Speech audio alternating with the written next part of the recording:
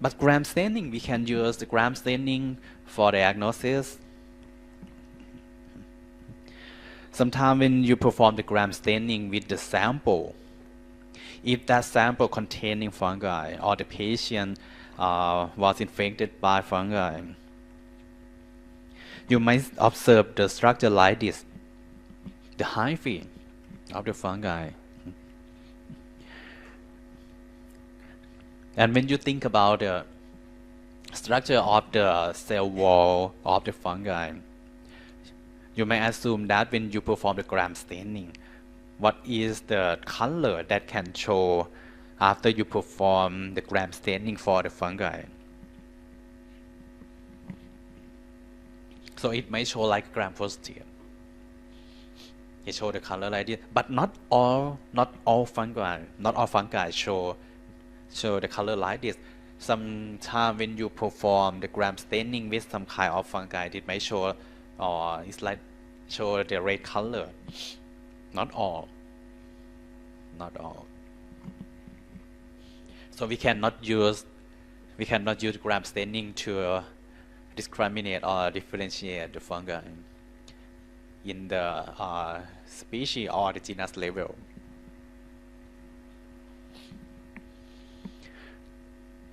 This figure shows the coumarin methane amine silver staining. You can see that the dye or the stain is the color like this, the black color of the fungi. Sometimes you can use fluorescent dye with the antibody. It's quite so specific, have the high specificity, because you know that the antibody very specific to the type of the fungi and also the other type of the microorganism. You use the specific antibody that can bind only this species of the fungi, and that antibody conjugate with the fluorescent dye. So if you observe with the fluorescent microscope and show the bright color like this, okay, yeah, it's like the confirmation test that this patient might be infected by this fungi.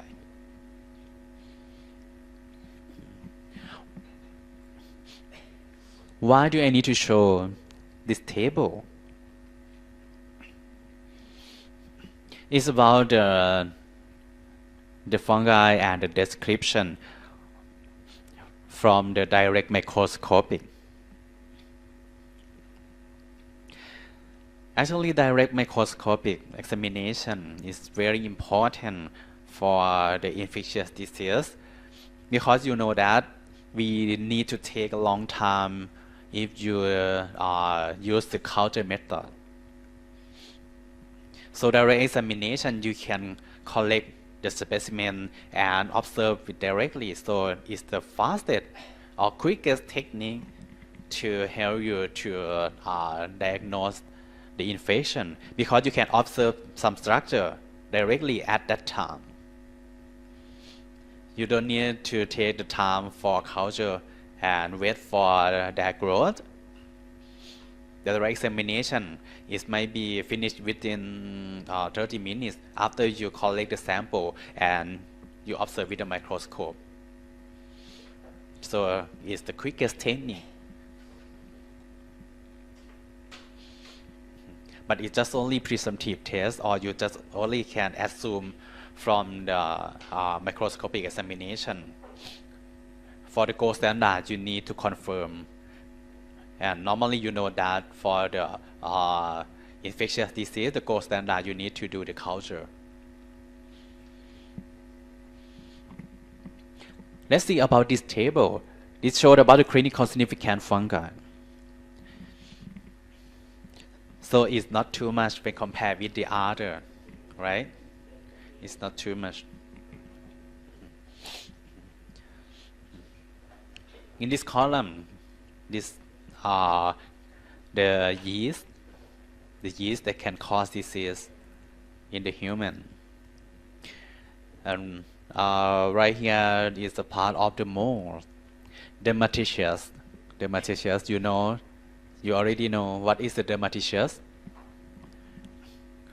What is the dermatitious? Nudi, What is the dermatitious?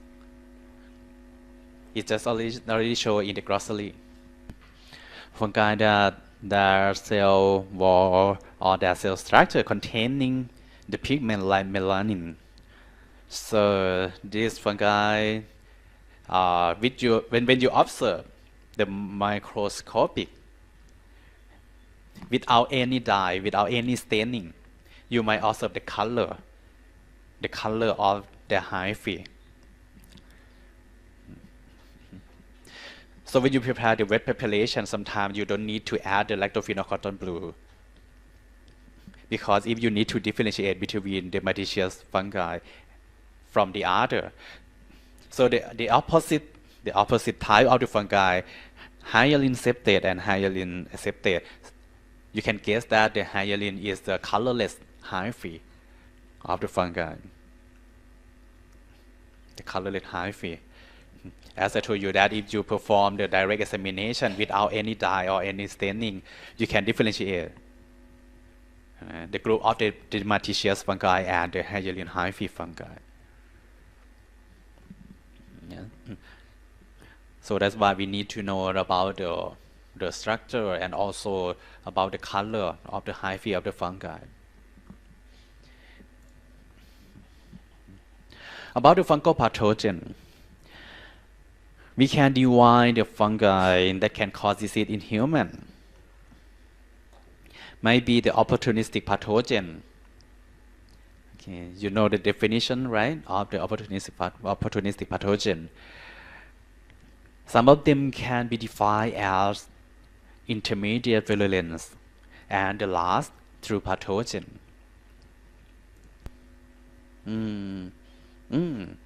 Yes, that's right. So the opportunistic pathogen is mean that when your immune status are very low, that kind of microorganism might cause a disease. It's different from the true pathogen.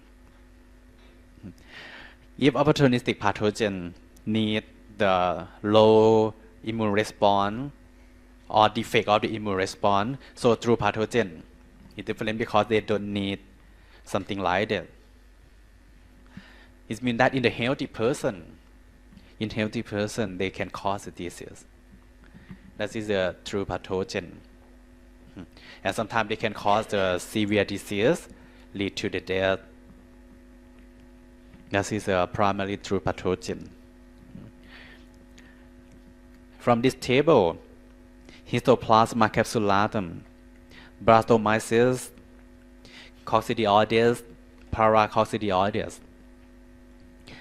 These are the four primary true pathogens that's quite so important. Fortunately for Thailand, Brastomyces, Coccidioides and Paracoccidioides might not be found in Thailand.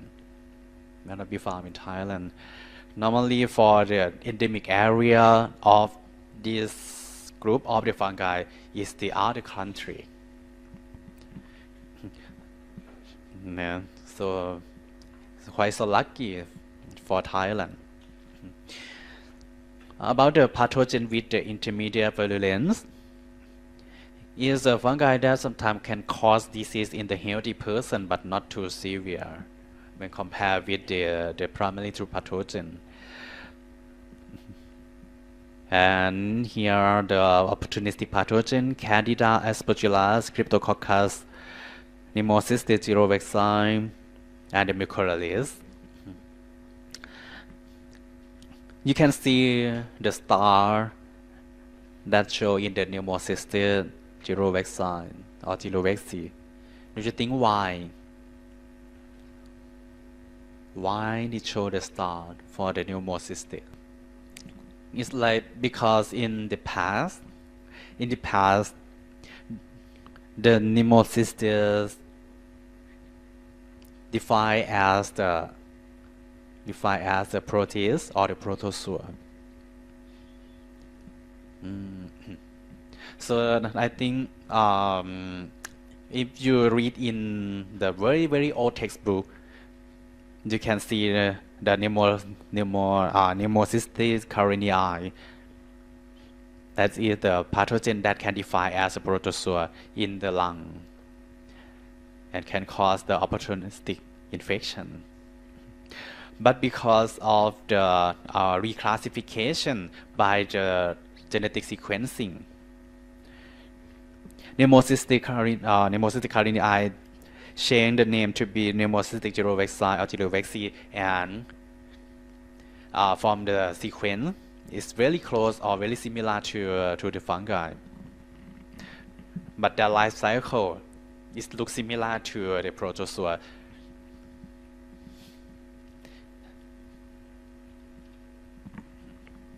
Those are the example of the fungi that can cause disease in human, and the classification based on the degree of the pathogenicity of the fungi. And how about the disease that caused by fungi or the mycotic disease? We can divide the disease that caused by fungi like this. Infection, they can cause the superinfection or opportunistic infection. The term that we call the infection by fungi, we can call it as the mycosis, or the term plural, mycosis. Sometimes they can cause the allergy or the hypersensitivity. And if they can produce toxin, they can cause the intoxication by the mycotoxin.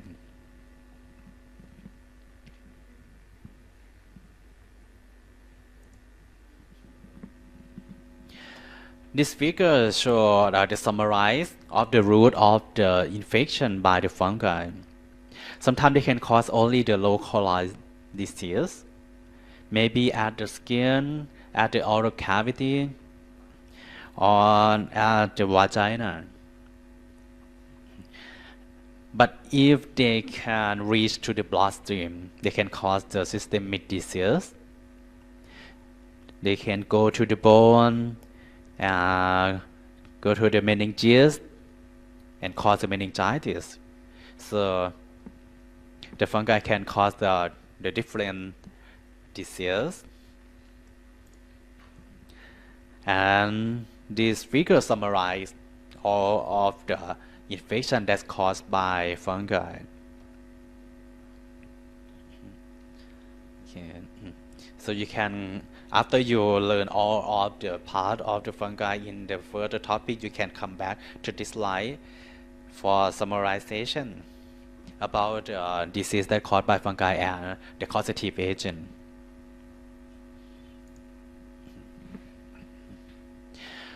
About the classification of the fungal disease,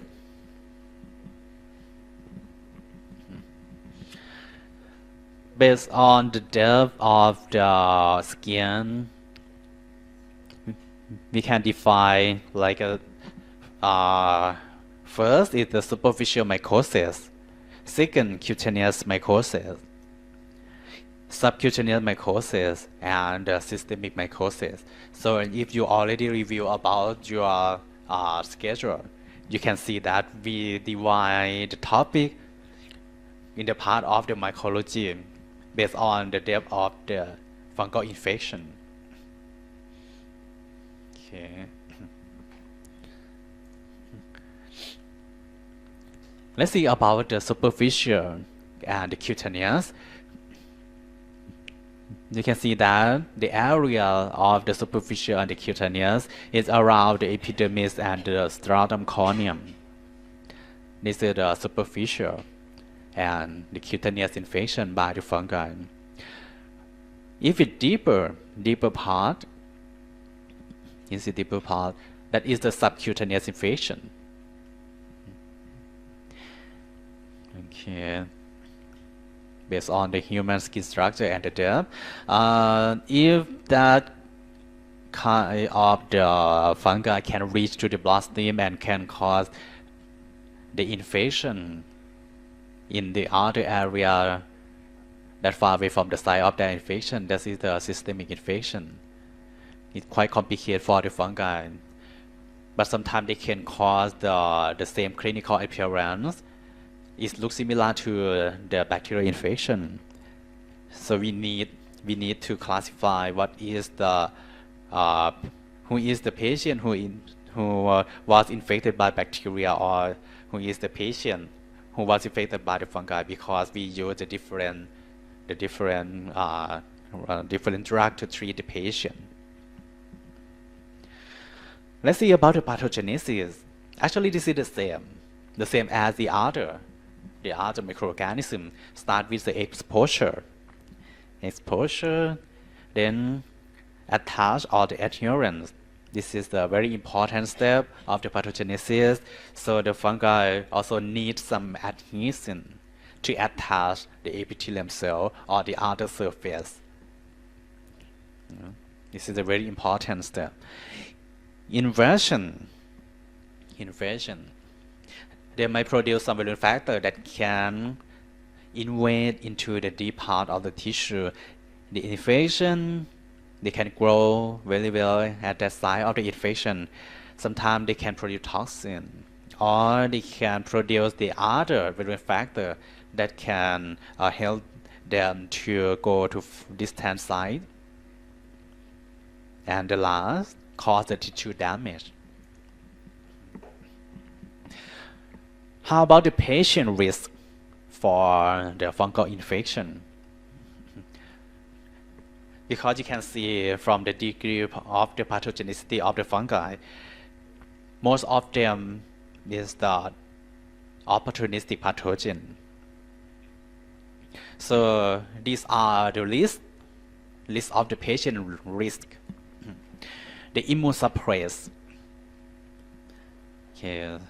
Some patient who got some the drug that can suppress the immune response. Alteration of the microbiota. What does it mean? But I think you might familiar with the term of the normal flora. Actually, microbiota is the all of the microorganism at that area that you're interested in. So if we talk about the microbiota of the oral cavity, it's like all of the microorganism in the oral cavity. And sometimes the change of the population of the microbiota can cause or lead to the infection by the fungi. For example, it's like in the vagina.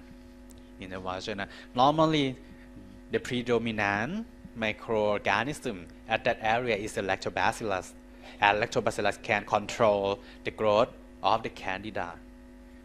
If there are something that can decrease amount of the lactobacillus, for example, if you use an antibiotic that can kill the lactobacillus, antibacterial agent that can kill the lactobacillus, so the number or the amount of lactobacillus will be decreased rapidly. Then the candida can be overgrowth at that area and cause infection. Okay, this is the alteration of microbiota. So the one example is the use of the antibacterial agent that can kill the bacteria, so fungi can overgrow at that area. This is the one risk of the patient who is infected by the fungi. Foreign material. Because the fungi might not have ability to invade to the deep part of tissue by themselves, or cannot invade from the skin, because skin is the very good barrier, right? Skin is a very, very good barrier that can protect you from the infection. The fungi cannot attack, cannot do the damage to the skin, so they need some carrier. The foreign materials, for example, the catheter is the one example. Sometimes the fungi can contaminate at the catheter, and when you introduce your catheter into the body of the patient, The fungi can cause the infection. Yeah. Physical trauma, okay, some trauma can cause infection.